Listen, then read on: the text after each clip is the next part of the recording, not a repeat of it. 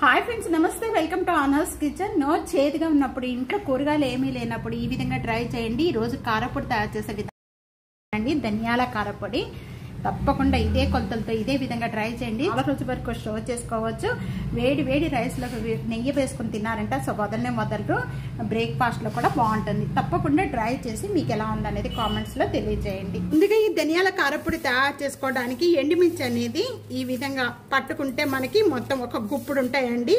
చిన్న ఉసిరికాయ అంతా చింతపండు, ఒక్క పెద్ద వెల్లుల్లిపాయ రబ్బ, 3 టేబుల్ స్పూను శనగపప్పు, 5 టేబుల్ స్పూను ధనియాలు, 1 టేబుల్ స్పూను, అలాగే టేస్ట్ సరిపడా సాల్ట్, కరివేపాకు వేసేసుకుందాం. మధ్యలో ఇలా కట్ చేసుకొని వేయించుకోవడం వల్ల లోపల వరకు కూడా బాగా వేగుతాయండి.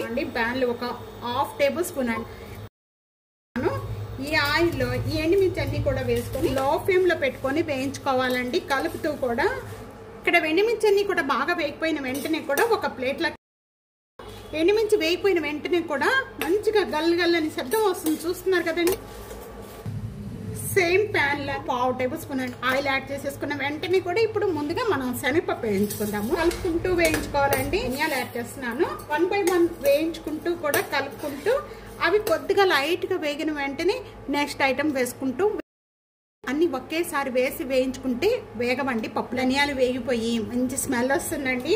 ఆ టైంలో ఇక్కడ నేను 1 టేబుల్ కూడా యాడ్ చేస్తున్నాను. ఇక్కడ గల్లుపు కూడా యాడ్ చేసేసుకున్నాను. చింతపండు పీచు కానీ విత్తనాలు కానీ ఏమీ లేకుండా ఇవి కూడా యాడ్ చేసుకోవద్దు, బాగా మెత్తపడుతుంది. నేను స్టవ్ బంద్ చేసేస్తున్నాను. పప్పు కూడా ఒక 2 రెమ్మలు యాడ్ చేస్తున్నాను. అలాపోయిన వెంటనే ముందుగా ఈ ఎండుమిర్చి అనేది వేసేసుకొని మిక్సీ జార్ లో మెత్తగా చేసేసుకుందాము.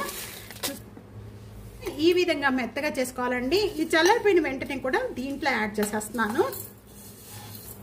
బరబరగ్గా ఉంటే బాగుంటుందండి, ఎక్కువగా మెత్తగా చేసుకోకండి. ఈ విధంగా చేసుకోవాలి. ఇక్కడ వెల్లుల్లిపాయ రెబ్బలు ఇవన్నీ కూడా యాడ్ చేసేసుకొని ఎక్కువ కచ్చిపిచ్చిగానే ఉండాలి, బాగా మెత్తగా చేసుకోవద్దు. ఒక్కసారి తిప్పుకుంటే చాలు.